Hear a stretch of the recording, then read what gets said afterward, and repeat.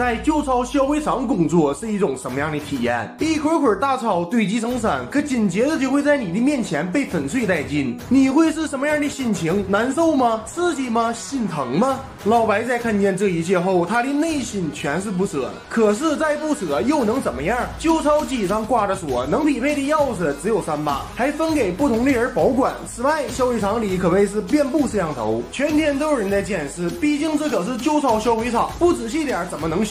于是老白只好控制住内心的冲动，安安分分干起保洁员的工作。不过这天在超市，老白突然发现销毁场的锁从外观上看，竟然和眼前的这把一模一样。于是老白回家查阅资料，了解到锁的外观虽一样，但内部却进行了加密。不过聪明的老白立刻发现了这其中的漏洞。我是打不开正确的锁，可是因为外观一样，谁又能发现锁会不会被我调换了呢？就这样，一个大胆且邪恶的念头诞生了。老白心里也知道，靠个人是不可能偷走旧钞的，于是他给自己找来2个合伙人，女黑人名叫大壮，他是自己的同事，专门负责销毁旧钞，也是厂子里为数不多能够接触到锁的人，所以老白想要拉他入伙。可在听完老白的计划后，大壮意识到这可是犯罪呀！自己作为2个孩子的妈妈，一旦进了监狱，那孩子吃啥喝啥。不得不说，老白的口才真是一流。他对大壮说：“你还知道你是2个孩子的妈妈呢？你要是不多挣点钱，你孩子吃啥喝啥。”就这样，大壮被说服了，但只靠2人依旧不能完成计划，还需要1个人能够躲开监控死角，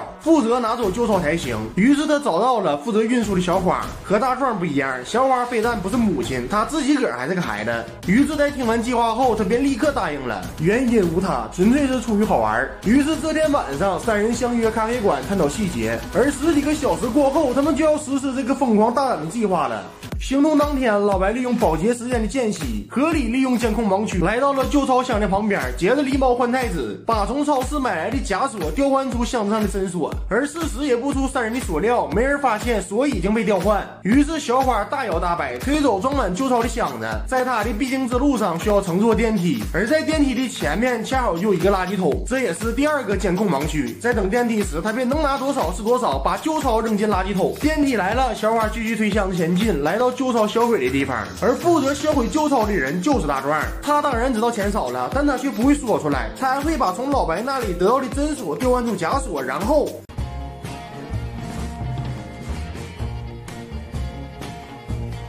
于是完美的闭环形成了。负责保洁的老白拿走垃圾桶里的旧钞，接着就到了分账的时间。3人会把旧钞藏进私密的部位，藏进保安不会搜查的部位。就这样，3人的初次行动便足足偷了10万美金。不过最后拿钱的环节是老白做的，他对2人撒谎了，说只拿到了9万，按照约定1人3万。哎，别说还挺奸啊！而在尝到甜头后，3人利用这套天衣无缝的操作，在大半年中迅速积累了财富，完成了资本跃迁。小花和男友过上了富裕的生活，大壮也把孩子送进了贵族学校，老白则是还清了债务，带着老伴寻欢作乐。不过有句老话说得好，常在河边走，哪有不湿鞋。这边老白在给钥匙时，大壮没有接住，钥匙掉进了下水道。这下糟了，钥匙找不回来，一会儿销毁旧钞时便打不开箱子，那保安一定会发现他们把锁调换的事情。万幸的是，小白有备用钥匙，于是2人兵分2路，大壮放慢销毁速度，老白则去找小花。但这个过程有点长，大壮的拖拖拉拉引来了保安的注意。就在即将暴露时，老白终于赶到，看着2人满脸的心虚，保安意识到这里面一定有猫腻儿。于是，在下班后，他找到了大壮，说：“我会在明天举报你们。”当天晚上，3人再次齐聚咖啡馆，商讨应该怎么补救。有说连夜跑路的，也有说主动自首的，那就差来句杀人灭口了。还是老白清醒，他对大壮说：“你是时候给俩孩子找个爸了。”什么意思？说明白点，就是美人计，晓得吧？于是身材魁梧的大壮敲响了保安的房门，他含蓄地说道：“只要你不拆穿我们，那么今晚你就可以得到我。过了今晚，你还能得到我的钱。多少钱？那可多了，几百万吧。我说的是美金。”于是，一晚过后，保安向大壮求婚了。看见了吗，朋友们？这就是赤裸裸的现实呀！此外，有了保安的加入，3人偷的更加顺利了。而这一偷就是偷了整整3年，3年时间，3亿美金，1人1亿。如果不是小花的男友是个十足的草包，那么我相信他们会一直偷下去，并且永远不会被发现，因为偷来的是旧钞，上面面的编号其实是名存实亡，所以不能存银行，也不能办理大额基金。一旦被发现，等待几人的命运就是把老底坐穿。本以为这个道理谁都会懂，可没想到的是，小花的男友就不懂，不懂还不笨，然后办得还贼快。等大家发现的时候，已经晚了个屁的了。国税局的人顺藤摸瓜找到了3人，而迟迟没有进行抓捕，是因为警方没有证据。这边老白敏锐地意识到危险正在靠近，于是他连忙通知2人，撒点尿把钱全处理了。不过处理起来也是很费劲的，因为不能存银行，所以每个人的家中都摆放了数不清的现金。这场面宛如《人民的名义》里面的赵德汉。为了尽快销毁旧钞，老白的丈夫把钱扔进马桶。大壮的办法更快一点，他直接把钱扔进烧完火的壁炉。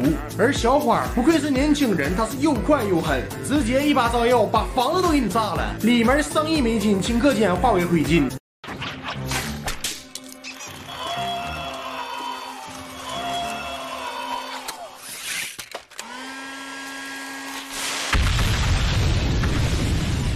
虽然钱没了，但命起码保住了。等警方进行抓捕时，证据随着旧钞一同被几人销毁。不过几人还是被捕了。讲义气的老白拿着全部身家找来了一个大律师，让他为自己打官司。大律师也是很给力，他利用销毁厂负责人不想承担责任的心理，让他放弃起诉3人。开玩笑，被偷了3亿美金，那你不也得把老底坐穿了吗？就这样，负责人怂了。于是，一来没有证据，二来连个原告都没有，3人做到了全身而退。只可惜一点，就是这3年呐，白忙活了。竹篮打水一场空，8个月的时间一晃而过。这天，老白又联系到了2人，相约在咖啡馆的小聚。原来他最近没有现身，是因为要避风头。眼看时机成熟了，她给闺蜜们带来一个天大的好消息，因为过去3年中，她每次都会偷偷藏下一部分的钱，不知不觉间已经偷摸攒下了1亿美金。这笔钱没有放在家中，所以国税局的人也没有发现。啥意思？还啥意思？我们又是富婆了，姐妹们！至此，全片结束。不得不说，有个像老白这样的闺蜜，真是叫人又爱又恨。恨的是吧，她偷藏钱；爱的是吧，还挺大方。